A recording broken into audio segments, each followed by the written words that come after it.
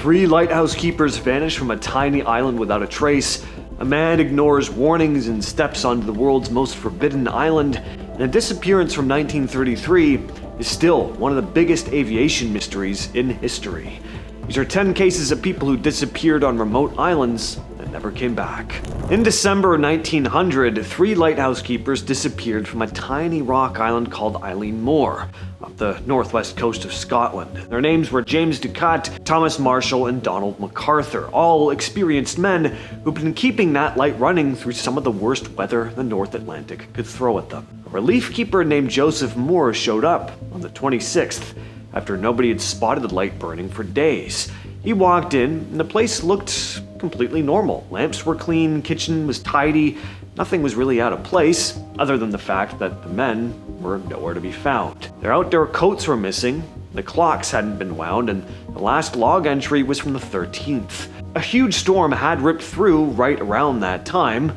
The Lighthouse Board's best guess was that a wave had caught them while they were outside near the cliffs, checking on something, and pulled them into the sea, but no one can say for sure. Search teams came out and found absolutely no sign of them. Again, these weren't inexperienced men. They knew those cliffs and they knew the risks. So the idea that all 3 of them got dragged off by a wave, it's definitely possible, but it is pretty strange. Pollari Atoll is about 1,000 miles south of Hawaii, a ring of tiny islands and reefs with a lagoon in the middle, surrounded by a whole lot of nothing. In the summer of 1974, 2 couples ended up there at the same time. First, ex-con Wesley Walker and Stephanie Stearns sailed in on their beat-up boat Lola at the end of July. They were hoping to stay long-term, but were already running low on supplies and struggling. And on July 2nd, Malcolm Mac Graham and his wife Eleanor Graham arrived from San Diego on their yacht Seawind. Mac had fixed up the boat himself, and they were experienced sailors who'd even gone around the world before. They all interacted some. Mac even shared food and helped with their boat at times, but there was some clear tension. Both couples had expected the place to themselves. The Grahams radioed a friend for the last time on August 28th. After that, silence. And weeks later, in October, the Seawind showed up in Hawaii Harbor, freshly painted, now with no name. Walker and Stearns were on it. Their story was that they went to dinner on the Graham's boat, and the couple just never showed up.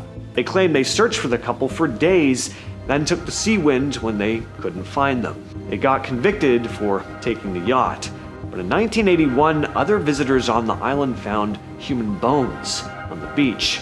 They were Eleanor's. Mac was never found. Wesley Walker ended up being convicted for the death of Eleanor, but there have always been conflicting stories and open-ended questions surrounding this case. It's never really had a satisfying conclusion. Clipperton Island is a tiny atoll sitting out in the Pacific a long way off the coast of Mexico, and not too close to much of anything. It's a rough place. The ground is covered in sharp coral, crabs are everywhere, sharks circle the island, and very little grows there. But around 1910, Mexico sent soldiers and their families to occupy the island. Why? Well, there were a few other countries that wanted it: France, the United States, and Britain. So about 26 people ended up living there under the command of Ramon Arnaut. When the Mexican Revolution broke out, supply ships stopped coming. Before long, food ran low, their crops failed, people started getting sick and dying off. Things got even worse when Arnaut and the last remaining soldiers spotted what they thought was a ship on the horizon. Desperate to be rescued, they launched their only boat and headed out to sea. The ship turned out to be a mirage, and all of the men drowned. That left only the women, children, and the lighthouse keeper, Victoriano Alvarez. And he quickly showed his true colors. Alvarez took total control of the island and ruled over the survivors for nearly 2 years. He was absolutely brutal, a tyrant, to put it lightly. But finally, in July 1917, 3 women confronted and ultimately ended up killing him. Almost immediately afterward, rescue finally arrived. The USS Yorktown spotted signs of life on the island and managed to get a boat through the reefs. The crew found 3 women and 8 children still alive. St. Joseph Island sits in Lake Huron in Canada, connected to the main line by a bridge, but still fairly cut off. In December 2001, a boy named Justin Pollari walked out of his home after an argument with his family and was never seen again. He was last spotted in specific clothing, including a pair of earrings. Search teams went over the island and surrounding water, but they came up empty. His family's belief, and the belief of a lot of people in the community, is that he never left the island. The bridge gets noticed, boats get noticed, and nobody reported seeing him cross. In his mother's own words, he never left the island. There's no way you can get off the island without somebody seeing you. So, if that is the case though, if he never left the island, then what happened to him? Unfortunately, nobody knows. His mother's kept pushing for answers ever since. The case is still open. In November 1961, 23-year-old Michael Rockefeller disappeared off the coast of what's now part of Indonesia. He was from the famous Rockefeller family and had gone there to collect art from the Azmat people. He and a Dutch anthropologist named Rene Wassing were traveling by canoe when it flipped in choppy water a few miles from shore. Their local guides swam for help. Michael and Rene held on to the overturned hull and waited. Well, the next morning came, and Michael decided that he was going to swim for land using empty fuel cans to stay afloat. He told Rene he thought he could make it. Rene was rescued the following day. Michael was never found. Planes, boats, and search parties on foot swept the area, but they turned up nothing. The coastline there is brutal though, with strong currents. It's also crawling with crocodiles. The official story was that he drowned, but there's also a good chance crocs got to him. In November 1996, a teenage boy named Damien Nettles went out with his friends on a Saturday night in the Isle of Wight off England's south coast. The security camera caught him at a fish and chip shop later that evening. He was around 6'4", pretty hard to miss. CCTV also caught him a little after midnight walking alone down the street, eating as he went. And that was the last confirmed sighting of him. A few people who crossed paths with him that night said he looked pretty intoxicated and confused. One saw him trying the doors of a parked car. Another remembered him getting on a bus, talking to the driver, trying to take a picture with his camera, then getting off and thanking the guy. Someone else said he walked up to their car while they were waiting, mumbled something like, "They are watching us," wiped some rain off the window, then wandered off. There were some issues with the handling of the investigation, too. Some key footage went missing, records disappeared, and police initially treated Damien like a missing adult instead of a minor.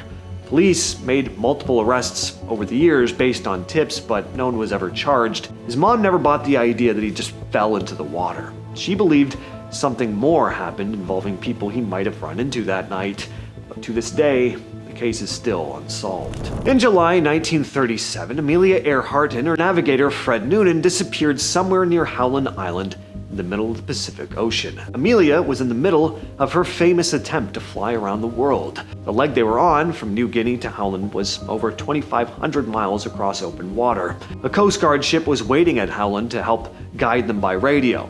The radio communication started breaking down though. Amelia's last transmission said they were searching for the island and running low on fuel. And then, nothing. A massive search covered the area but found no wreckage, no signals, nothing at all.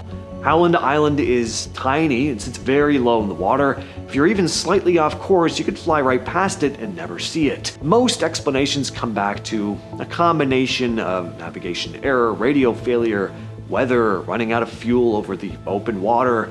There are also plenty of other theories. Maybe they were captured. Maybe they actually lived and just went into hiding. There's a conspiracy about Amelia Earhart being involved in espionage and wanting to start a new life. It's a rabbit hole, one I've dove into on the channel before. We have entire videos based on this one case alone, but to this day, we don't really know what happened. Amelia, Fred, and their plane have never been found. Arthur Kingsley Porter was a Harvard professor, art history, studied old buildings and ruins all across Europe. In the summer of 1933, he and his wife Lucy were staying at their cottage on Inishbofin, a small island off the west coast of Ireland. He was in his 50s. He used the place as a retreat to work and get away from everything. One stormy evening, he stepped outside and never came back though. His wife, along with two local fishermen, searched all through the night for him, but he was nowhere to be found. And in the days and weeks that followed, no body ever washed up. The inquest called it misadventure. The weather was bad. The cliffs around the island are steep. It seemed like a reasonable explanation. North Sentinel Island sits in the Andaman Sea. Belongs to India, but Indians themselves don't actually live there. No one can even visit. The government keeps it strictly off limits to outsiders. The Sentinelese people lived there for thousands of years, and have chosen to have no contact with the outside world. The problem is they can die off really quickly if some visitor from some outside place even just brings a cold in, so they cut the island off completely. But in November 2018, a 26-year-old American Christian missionary named John Allen Chau paid local fishermen to bring him close to the island. He spent years preparing for this. He made a few attempts to approach the shore. Each time, the Sentinelese came out with bows and arrows and made it very clear that he was not welcome. But he'd pull back, write about the encounter in his notes, and try again. On his final attempt, he went ashore alone. The fishermen watching from a distance saw the islanders confront him. He never made it back to the boat. His body was spotted being dragged along the beach days later. But finally, North Sentinel Island comes up again here. In January 2006, two Indian fishermen named Sunder and Pandit Tiwari were out crabbing in the restricted waters near the island. Their anchor dragged overnight, and the current slowly pulled their boat toward the shallows. The Sentinelese found them. Other fishermen nearby later reported that the two men were attacked. Their bodies were left on the beach. A Coast Guard helicopter flew over a few days later and saw the scene from the air, but nobody landed. The islanders eventually just buried them there. That has been the video, and I will catch you, yes, you specifically, in the next one.